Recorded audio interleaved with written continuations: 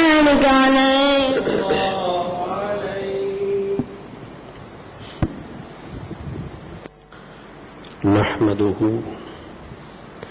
ونصلي ونسلم على رسوله الكريم أما بعد فأعوذ بالله من الشيطان الرجيم بسم الله الرحمن الرحيم والفجر وليال عشر والشفع والوتر والليل إذا يسر صدق الله العظيم وبلغنا الرسول النبي الأمي المكين المجيد الرؤوف الرحيم.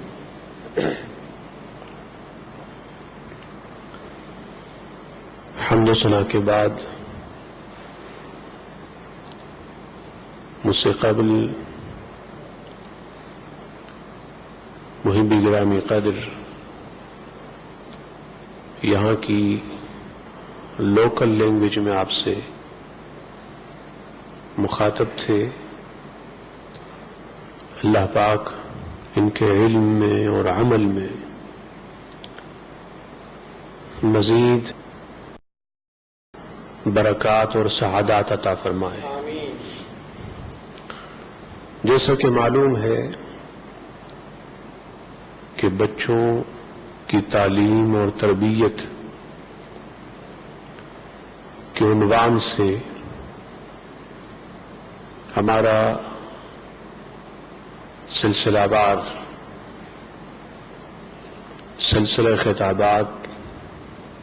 سلسلہ خطابات محرم الحرام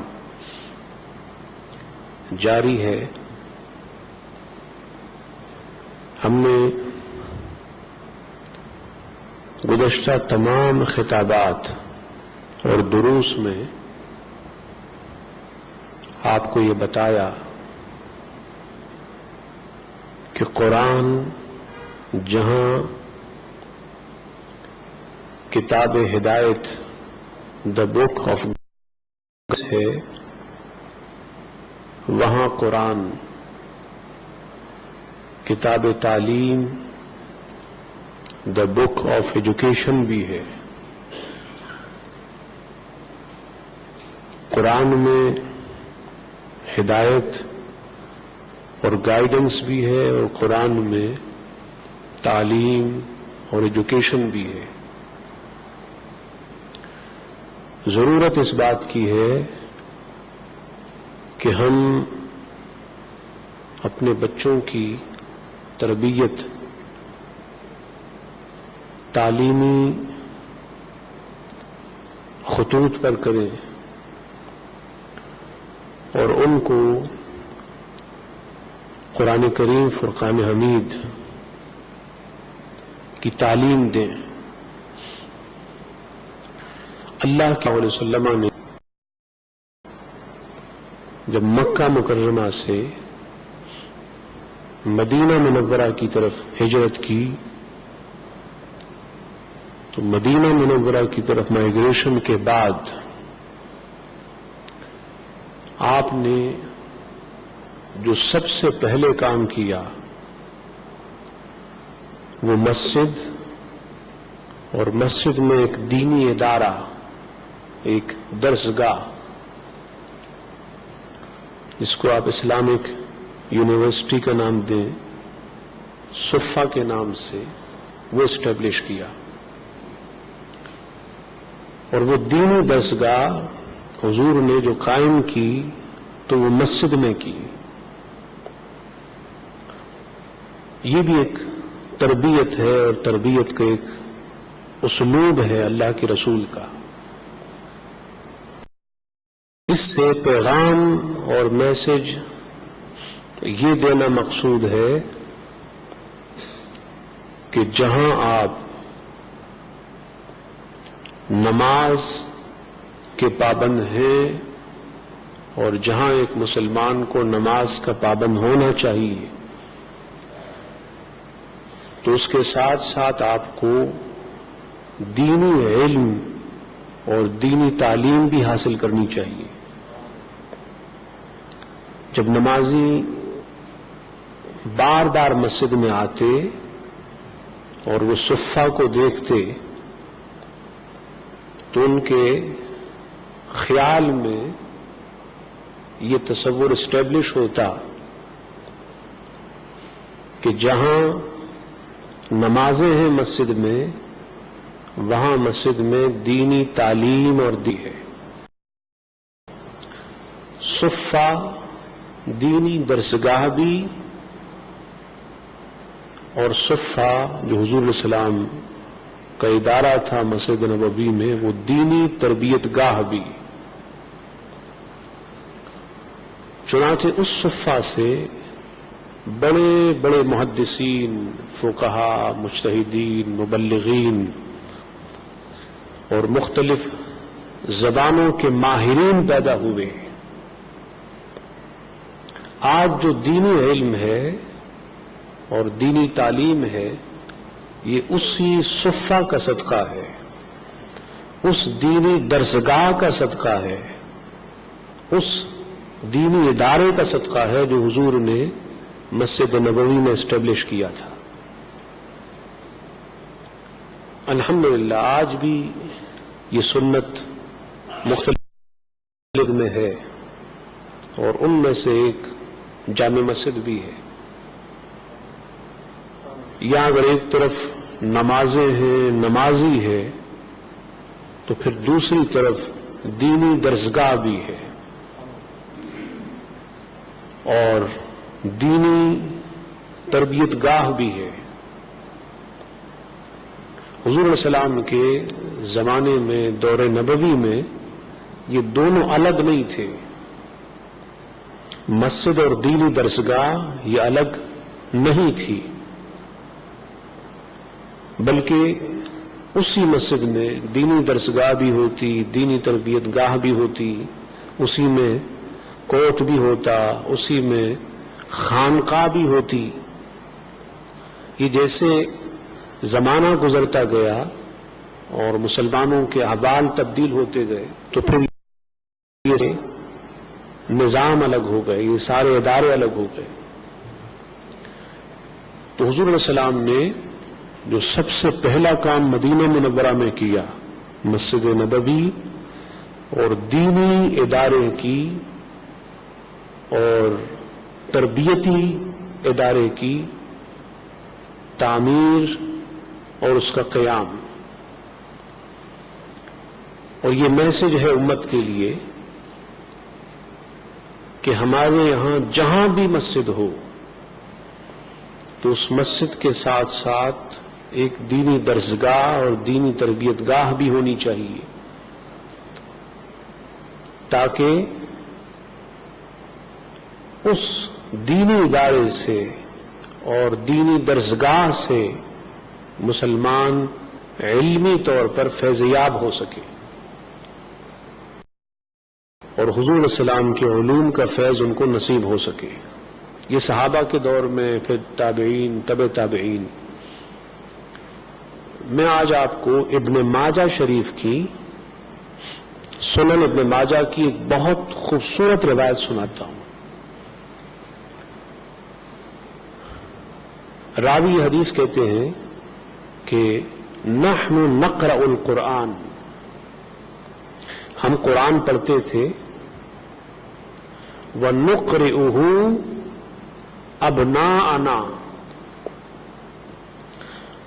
اور قرآن پڑھنے کے بعد پھر اپنے بچوں کو، اپنے بیٹوں کو، بیٹیوں کو اور بچیوں کو قرآن پڑھاتے تھے. اس میں پہلے الفاظ آتے ہیں نحن نقرأ القرآن، ہم قرآن پڑھتے تھے اور قرآن سیکھ کر پھر بچوں کو قرآن پڑھاتے اور سکھاتے. اس میں آپ کے لیے پیغام ہے اور میسج ہے کہ آپ خود قرآن سیکھیں، خود قرآن پڑھیں اور خود قرآن پڑھا کر اور سیکھ کر پھر بچوں اور بچیوں کو سکھائیں. یہ غلط تصور ہے ہمارے یہاں کہ صرف امام صاحب ہی پڑھائیں گے قرآن، حافظ صاحب پڑھائیں گے، قاری صاحب پڑھائیں گے، صرف وہ پڑھائیں گے. ماں باپ کو چاہیے کہ وہ خود حافظ بنے، قاری بنے، اچھے قرآن پڑھنے والے بنے، اچھا قرآن سیکھیں. یہ فقط حافظ و قاری یا اہل علم کی ذمہ داری نہیں ہے، صرف وہ رسپانسبل نہیں ہے، ذمہ دار نہیں ہے کہ بس وہی پڑھاتا رہے. صحیح پڑھنے کے لیے، پڑھانے کے لیے ضروری ہے کہ انسان خود صحیح پڑھتا ہو، تجوید کے جو قواعد ہیں، جو اصول ہیں، اس کے مطابق پڑھتا ہو. تو آج کا خطاب جہاں بچوں اور بچیوں سے ہے، وہاں ان کے ماں باپ سے بھی ہے کہ خود بھی قرآن پڑھنا سیکھیں اور قرآن کا علم حاصل کریں. پھر فرماتے ہیں کہ وَيُقْرِئُهُ أَبْنَاؤُنَا أَبْنَاءَهُمْ إِلَى يَوْمِ الْقِيَامَةِ. ہم قرآن پڑھتے، اپنے بچوں کو پڑھاتے، ہمارے بچوں کو پڑھاتے. یعنی یہ سلسلہ فقط باپ بیٹے یا باپ بیٹی کے تعلیم پر ختم نہیں ہو گیا، بلکہ قرآن کی تعلیم اور تعلم اور ایجوکیشن کا یہ پروسیس آگے بھی جاری رہا. انہوں نے اپنے بیٹوں کو پڑھایا، پھر ان کے بیٹوں نے اپنے بیٹوں کو، یعنی جو ان کے نواسے گرانڈ سن ہوتے تھے، ان کو پڑھایا. اور پھر بھی ختم نہیں ہوا سلسلہ. آگے روایت میں آتا ہے الی یوم القیامہ، قیامت کے دن تک، قیامت کے دن تک. آج بھی صحابہ کی نسلیں، اہل بیت کی نسلیں ہیں، اور ان میں صحیح العقیدہ، حضور علیہ السلام سے عشق والے اور اچھا قرآن پڑھنے والے بہت سے. یہ ان اجداد کا فیض ہے، ان کے آباء و اجداد کا فیضان ہے، اور یہ قرآن سے ایک تعلق ہے ان کا، قرآن سے ایک لگاؤ ہے کہ فقط بیٹوں نے پڑھا، نواسوں نے، پوتوں نے پڑھا، نہیں. الی یوم القیامہ، قیامت تک ہم قرآن پڑھیں گے اور پڑھائیں گے، قرآن سیکھیں گے اور سکھائیں گے. اور اب یہ سوال ہے کہ کیوں قرآن کیوں پڑھیں، قرآن کیوں سیکھیں، بچوں کو کیوں پڑھائیں، کیوں سکھائیں؟ سوال ہے. اس سوال کا جواب اگر پوری زندگی میں روزانہ اس کے جوابات دیے جائیں اور جواب پہ خطاب ہو تو کبھی اس کا جواب پورا نہ ہو. اتنا لمبا جواب ہے اس سوال کا کہ قرآن کیوں پڑھیں، کیوں پڑھائیں. میں صرف 2 جواب آپ کو دیتا ہوں، دونوں حدیث سے. بڑی فیمس حدیث ہے، حضور نے فرمایا خیرکم من تعلم القرآن وعلمہ، کہ تم میں سے سب سے اچھا وہ ہے، سب سے بہتر وہ ہے جو قرآن پڑھتا ہے اور پڑھاتا ہے، سیکھتا اور سکھاتا ہے. اب میں آپ سے پوچھتا ہوں، کیا آپ نہیں چاہتے کہ آپ کی اولاد سب سے بہتر بنے؟ کیا آپ نہیں چاہتے کہ آپ کی اولاد سب سے اچھی بنے؟ کیا آپ نہیں چاہتے کہ آپ کی اولاد سب سے اعلیٰ ہو؟ یقیناً سب چاہتے ہیں. تو طریقہ اس کا یہ ہے کہ قرآن پڑھیں اور پڑھائیں. تو قرآن اس لیے پڑھنا ہے اور پڑھانا ہے تاکہ آپ کا شمار حضور کی بہترین امت میں ہو جائے اور حضور علیہ السلام کی امت کے ان لوگوں میں ہو جائے جن کا اللہ کے یہاں بہت اونچا مقام ہے. بہت اونچا درجہ ہے. جب آپ کسی کام پہ ہوتے ہیں تو آپ چاہتے ہیں نا کہ آپ کو پروموشن ملے، چاہتے ہیں. اولاد کے لیے بھی چاہتے ہیں کہ ان کو بھی پروموشن ملے، وظائف پڑھتے ہیں، دعائیں پڑھتے ہیں. تو اس طرح اللہ کے یہاں بھی ایک پروموشن ہوتی ہے، اللہ کے یہاں بھی ایک ترقی، حضور میں بھی ایک ترقی ہوتی ہے. وہ کیا ہے؟ قرآن سے. تو قرآن اس لیے پڑھنا اور پڑھانا ہے تاکہ آپ کا شمار امت کے بہترین لوگوں میں ہو جائے. دوسرا ریزن یہ ہے کہ حضور علیہ السلام نے فرمایا کہ لوگوں میں سے بعض لوگ وہ ہیں جو اہل اللہ ہیں، اہل اللہ، اللہ والے ہیں. تو پوچھا گیا یا رسول اللہ صلی اللہ علیہ وسلم یہ اہل اللہ کون ہیں، اللہ والے کون ہیں؟ تو حضور نے فرمایا کہ اہل القرآن اہل اللہ و خاصتہ.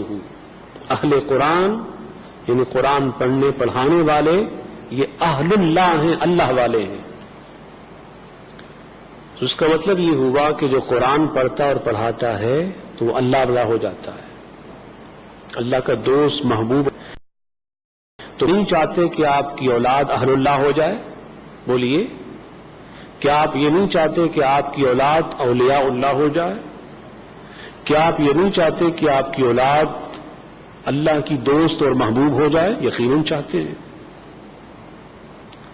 تو قرآن اس لیے پڑھنا اور پڑھانا ہے تاکہ آپ اور آپ کی نسلیں اہل اللہ ہو جائیں، اللہ والے ہو جائیں. اور اہل اللہ کا جو مقام ہے، جو سٹیٹس ہے، وہ صرف اللہ جانتا ہے یا پھر اللہ کے رسول جانتے ہیں. اس لیے حضور علیہ السلام نے ویسے تو اپنے تمام صحابہ اہل بیت کی تربیت کی، لیکن بالخصوص حسنین کریمین رضی اللہ تعالیٰ عنہما کی پڑھنے پڑھانے کی، علوم قرآن کی. ان کے والد محترم حضرت علی المرتضیٰ رضی اللہ تعالیٰ عنہ قرآن کے بہت بڑے عالم، حافظ، قاری، قرآن کے بہت بڑے ماہر ہوئے. جہاں وہ ہوئے وہاں ان کے بیٹے اور شہزادے بھی قرآن کے بہت بڑے عالم، حافظ، قاری ہوئے، عالم ہوئے، ماہر ہوئے.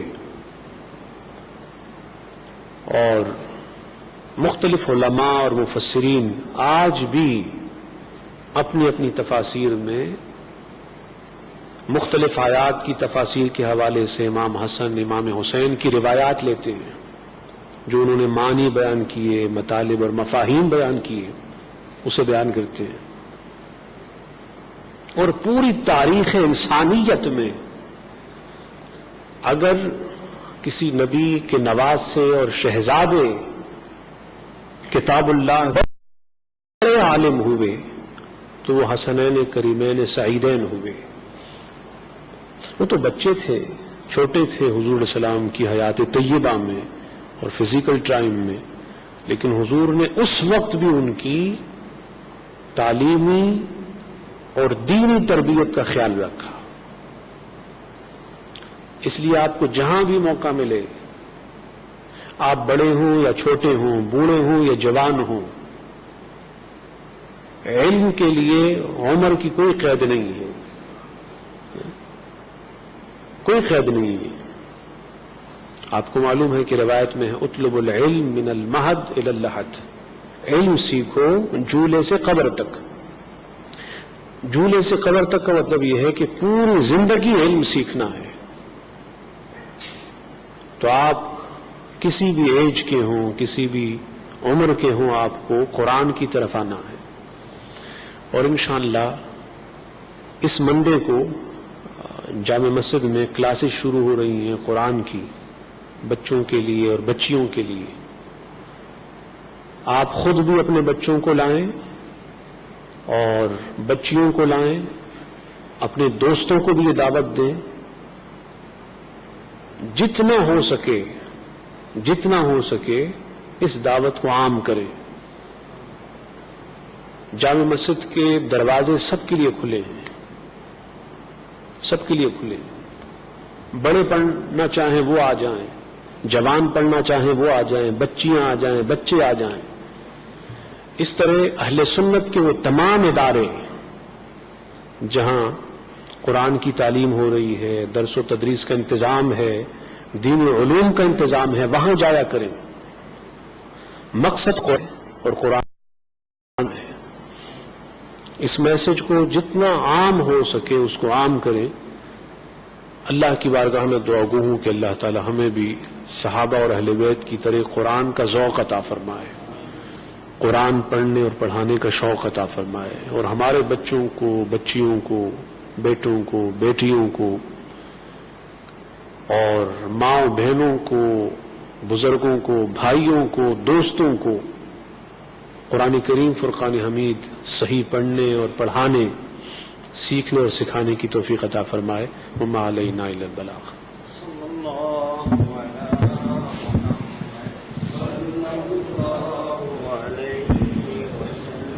صلی اللہ